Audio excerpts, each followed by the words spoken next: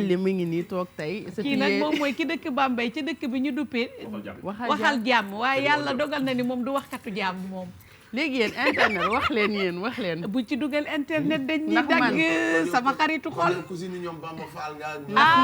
yéen man damay wax jàmm wala dama xam Sénégal de dama waxagul fi ma bokk. man damay wax jàmm man si jàmm laay dox tout le temps ma doo daf maa bëgg a dugal nii rek. léegi let's glow. baby glow bi. let's glow baby glow yow exceptionnellement bés bu ñu koy def le soin là on va te le faire exceptionnellement toi Bijou parce que comme booy maquiller tu prends des heures te da ngay sonn te yow borom bërëb nga macha allah.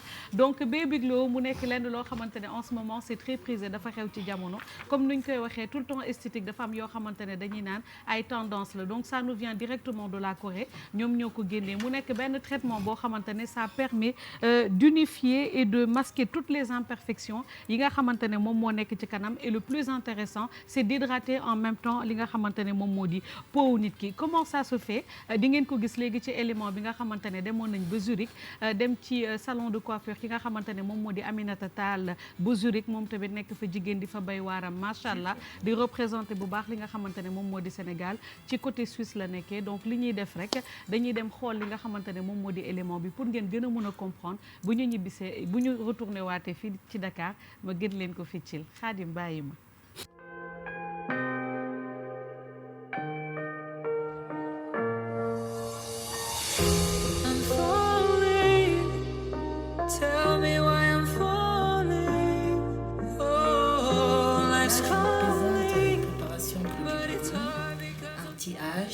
Anti-pigmentation, ça rend le visage lisse et vous avez un visage tout fraîche le matin.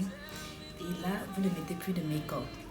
C'est une thérapie vraiment très bien. Ça aide beaucoup de femmes.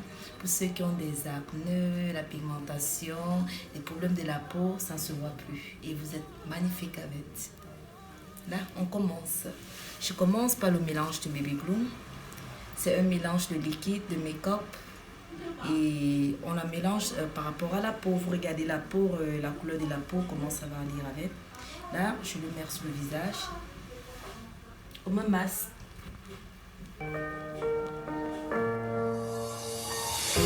I'm falling.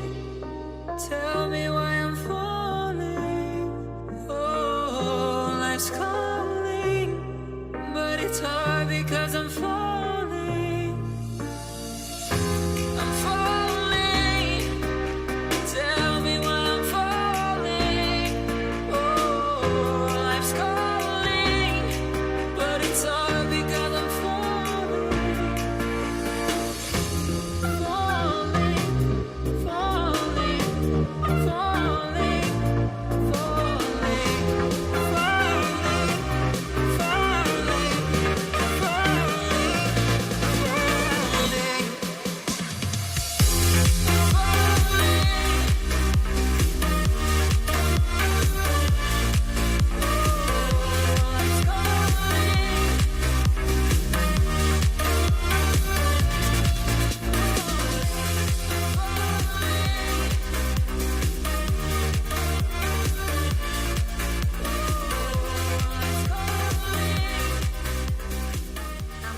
Après la thérapie du Baby Glow, après l'avoir essuyé et l'avoir tonifié, là je veux mettre un sérum hydratant. C'est très bien ce sérum, je vous le présente. Très bien. Ça, l'acide hyaluronique, il est trop. started to fall, and where were you? How could I know you were falling too? Grabbing the wind, cutting my skin, but it's hard because I'm falling. Tell me why I'm falling. Oh, life's calling, but it's hard because I'm falling.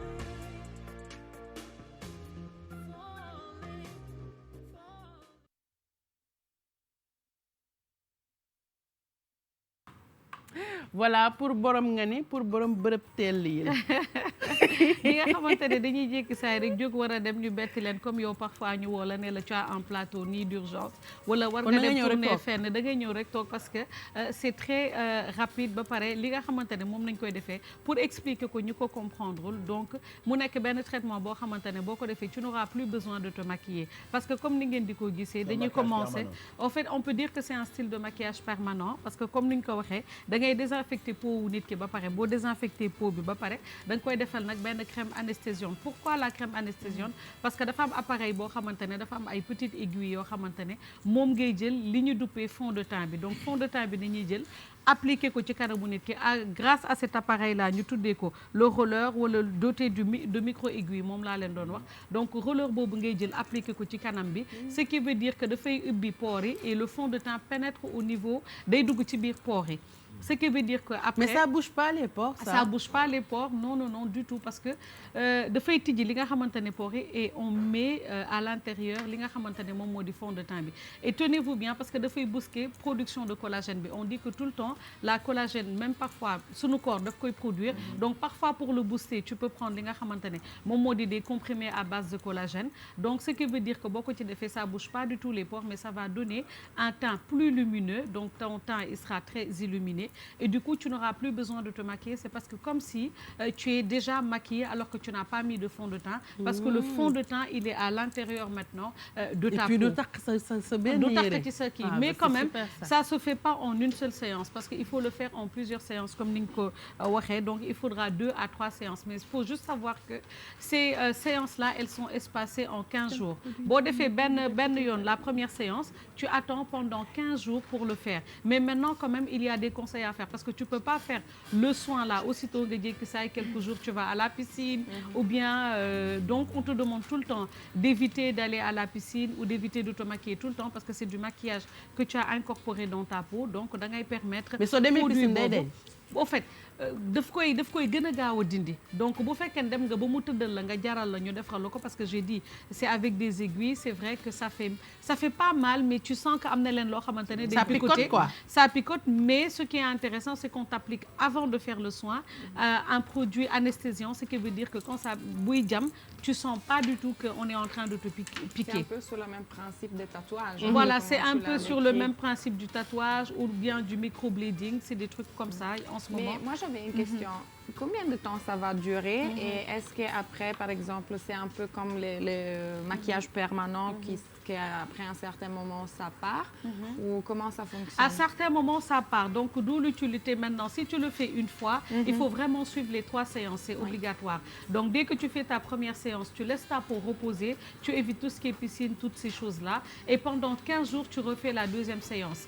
Et après, 15 jours après, tu refais ta 3e séance. Du coup, tu peux le garder pendant 6 mois, tu auras une peau tellement nette que du coup tu n'auras même plus besoin de te maquiller maanaam doo soxlati sax utiliser li nga xamante ne moom moo di maquillage mais tout le temps quand on parle de ça dès que tu entends aiguille man la première question que j'ai posée non seulement da ngay ragal ils m'ont rassuré avec la crème anesthésiante mais surtout aussi est-ce que ça peut pas causer des problèmes donc après investigation on a dit déjà ces conseils là mooy éviter les piscines toutes ces choses là mais dire aussi que c'est pas adapté à tout type de peau parce que y a des gens yoo xamante ne machallah dañu am li nga xamante ne moom la ñu duppee la peau hyper acnéique alors quand tu as la peau acnéique ce qui veut dire que tes pores ils sont complètement dilatés et après tu as des excès de sébum et donc du coup ce qui cause l'accentuation des acnés et tout ça ce qui veut dire que il est formellement interdit aux personnes acnéiques ou très acnéiques di def li nga xamante ne moom moo di le microblading